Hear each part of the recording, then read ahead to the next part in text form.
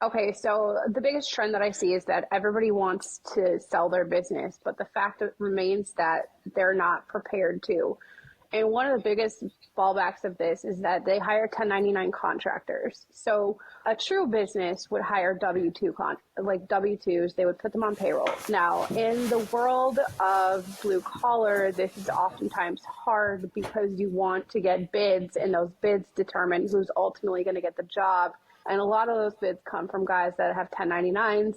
And even worse than that, a lot of those guys are not licensed, insured, bonded, or have any type of business. And they're either just getting started or have been doing it a long time.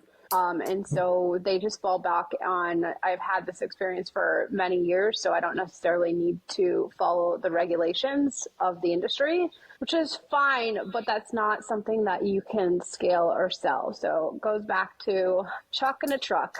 And it's an unfortunate scenario that oftentimes plays out where you got the main guy who's the key player in the business doing all the work, and at the end he thinks he has something to sell, but it's really just him doing the labor and his truck that he owns with the tools in it. So I would always recommend that people scale to the degree that they have W-2 employees, they have some sort of real estate that can go with the sale, they have tools that they are taking care of, and they're counting in terms of like a spreadsheet or something else, and just invest in assets, because ultimately every single blue collar business is going to qualify as an asset sale, not as a stock sale. So the chuck in a truck, the guy that's him and his tools, is it possible, like, what does he have to sell? Is it sellable? It's absolutely not sellable. He has a job. So only thing that I could pay for is his customer list. And the only reason that anyone would want to pay for his customer list is if he had contracts with commercial properties. And a lot of times that doesn't happen. It's few and far between. I have a guy in Houston, Texas. He has contracts with 14 car washes. Other than that, he doesn't have a business. But those 14 car washes are under contract, and that alone is worth the amount of money that someone is willing to pay. In that case, it's about $150,000. Okay. Like, what is the value of a contract, or what are the components or the things that you look at in a contract to determine its value? It's not so much what is written in the contract. It's more or less, do they have a contract?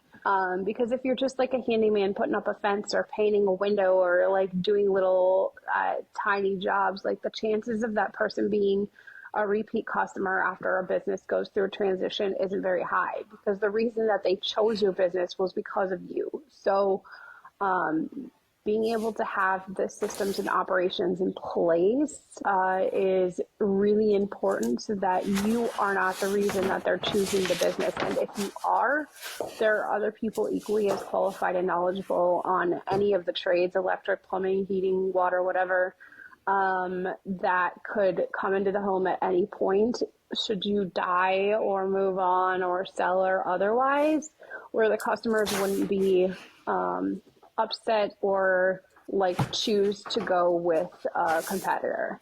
So the assets being, would you consider a contract an asset in this Yes. regard? So yeah, and you're not going to be able to get a lot of those contracts, but one of the things I like that some electrical companies do really well is that they'll give you like a promotional package where it says like, hey, you're paying, let's say $29.95 a month, and at the end of the 12 months, we'll come out here and make sure that your electrical is working, that everything is satisfactory and up to code in the home. And it's just really just a checkup on the home. It's nothing more than that, but it's $29.95 a month and it's residual income. So between the contract that the electrical company, in this case, as the scenario, and the residual, those are both huge factors in the valuation of a company.